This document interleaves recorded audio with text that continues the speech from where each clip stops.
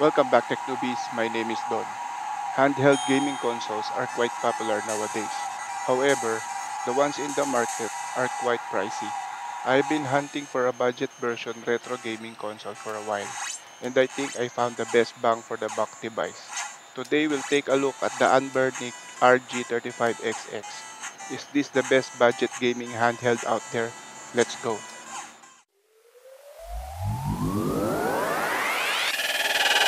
Tech Newbies.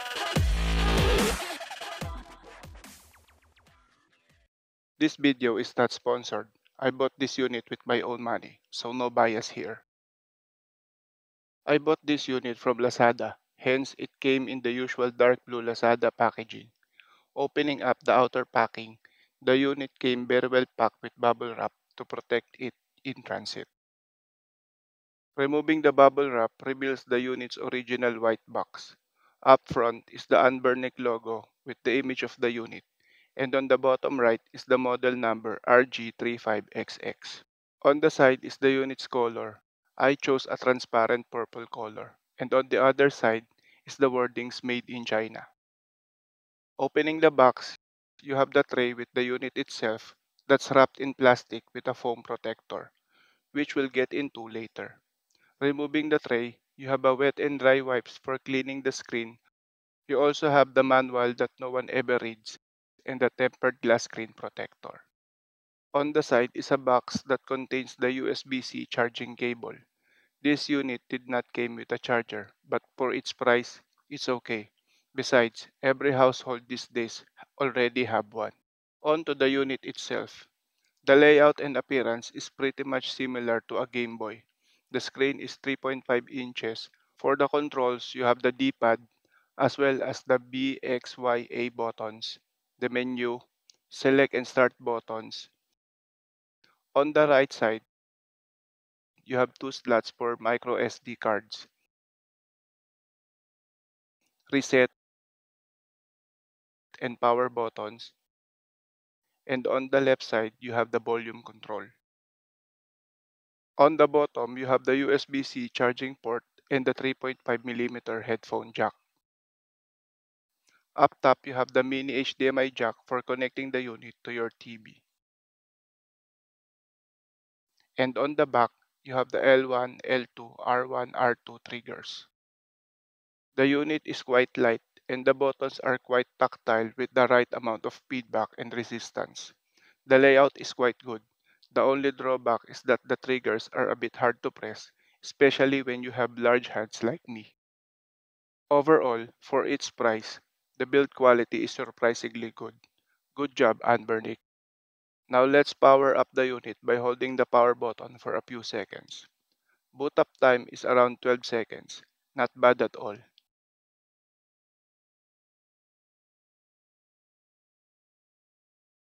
Here is the main UI after booting the device. The main unit consists of 5 options. For a clearer video, I decided to output this and capture it using the chip capture card I reviewed a few years back. Plus, it's also a test of the HDMI output found on the top of the unit. First is the game rooms. Here you can find the different games for each of the consoles. For PS1, you have 56 games. Vertical Arcade has 156 games. CPS1 has 41 games. NES, you have 684 games, and so on.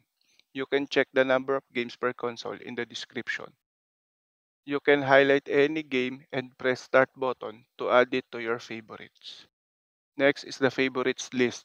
Here you can find the list of your favorite games that you have added by pressing the start button. Next is the history list. Here you can find the list of games you have played recently.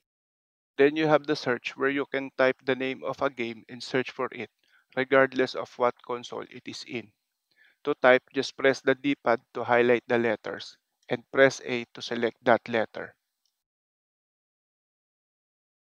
Once you find the game in the list on the left, press X to highlight the list and you can press the D-pad to highlight the game you want and then press A to start the game.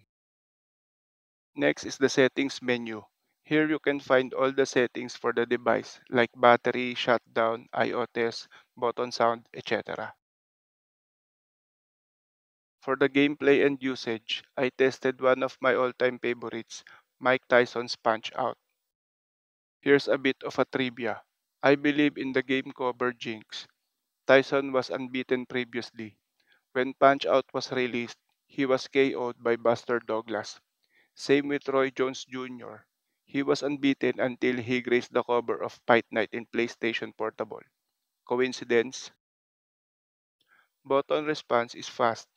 Playing this game for a few minutes, I had a bit of difficulty with how the device feels so small with my big hands, but it's tolerable.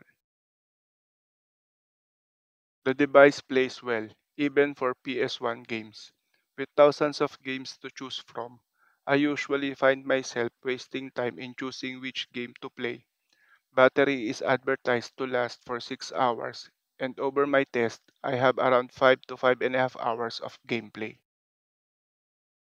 The battery can be charged from 10% to a full charge in 2.5 hours using a standard 2.1 ampere charger. Using the same setup as previously mentioned, I tried the gameplay when using a monitor. Here I played a few minutes of Contra. I don't know if it's the capture card, but I feel as though there's a bit of a lag with this setup. When I plugged this directly to my monitor, the response time of the buttons were okay. With the capture setup, I really feel there's some lag.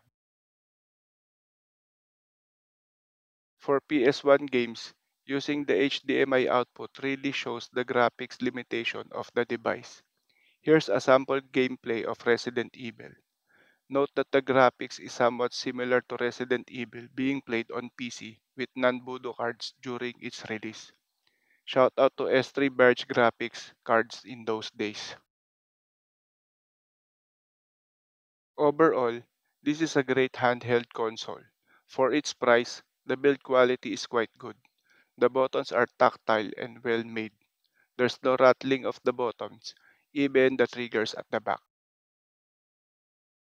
The only con for this is its size. If you have bigger hands, you are better off shelling off a few more bucks to get the Anbernic RG353PS.